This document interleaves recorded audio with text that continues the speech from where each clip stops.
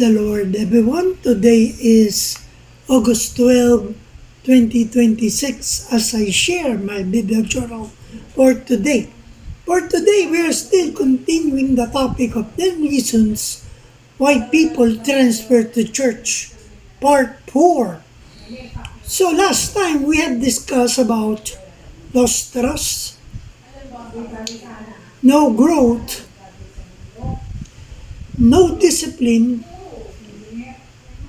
light preaching, serious sin, and feeling judged.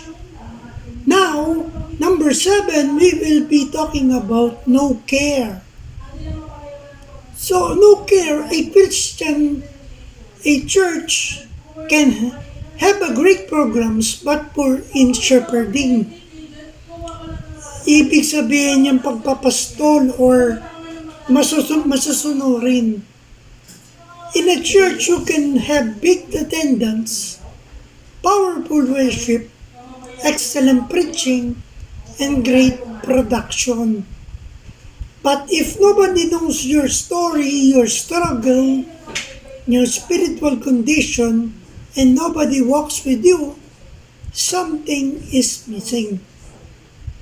So, as Jesus said in John chapter 14, verse 14, and the Bible said, I am the good shepherd, and know my sheep, and I know of mine.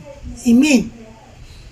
So, it clearly states that I am the good shepherd, and I know my sheep. So, kilala tayo ng Diyos mismo. So, biblical shepherding is personal.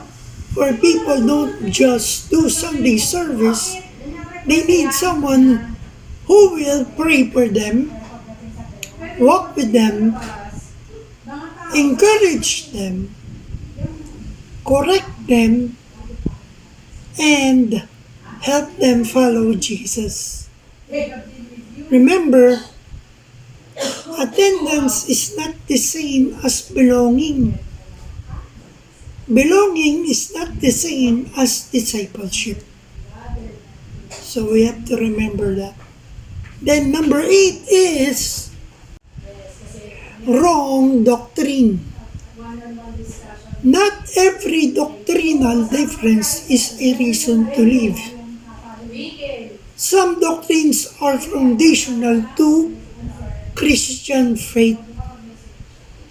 Well, Paul warned in Galatians chapter 1 verse 8, and the Bible said, but through we or an angel from heaven preached any other gospel than that which we have preached unto you, let him be accursed. Amen. So, the parents were commanded in Acts 17, chapter 17, verse 11.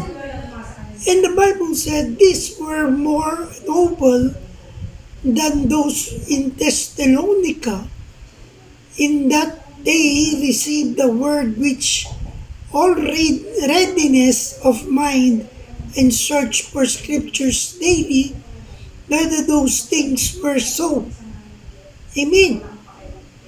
So that's why don't choose a church simply because it has good preaching,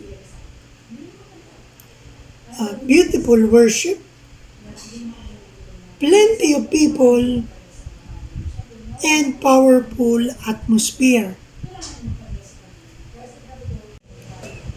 Always ask, is it biblical? Because a church must be built on God's Word, not personality, popularity, trends, charisma, or emotional experience. Never sacrifice biblical truth just to maintain church loyalty. So, It's better to have a few members who is willing to serve the Lord rather than to have a huge crowd and nobody understands what you're preaching, what you're saying, where the church will go. Are we producing discipleship? Are we improving on them to go out and share the word of God? So it's better to have the next generation to do what we do in sharing the word of God, what God offers. Jesus is our Savior.